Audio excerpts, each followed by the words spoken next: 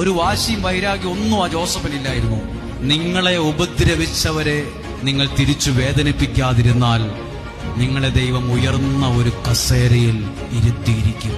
എന്തെല്ലാം കേറി ചുറ്റിക്കോട്ടെ, ദൈവത്തിൽ ആശ്രയിക്കുന്ന നിനക്ക് ഒരപകടവും സംഭവിക്കുകയില്ല. ഈ വാക്ക് വിശ്വസിച്ചെടുത്തേ. നാട്ടുകാർ പറയുന്നതല്ല സംഭവിക്കുന്നത്, അവരും ഇവരും പറഞ്ഞതുപോലല്ല എന്റെ ലൈഫിൽ നടക്കുന്നത്.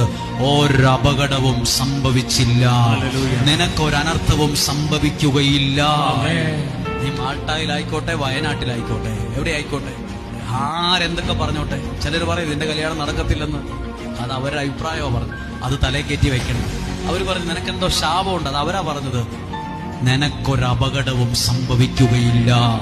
എന്തേലും ഒരു ശകലം കണ്ടാ മതി, പിന്നെ പറയും പുള്ളി അങ്ങനെയാണ്, പുള്ളിക്ക് എന്തോ കള്ളക്കട.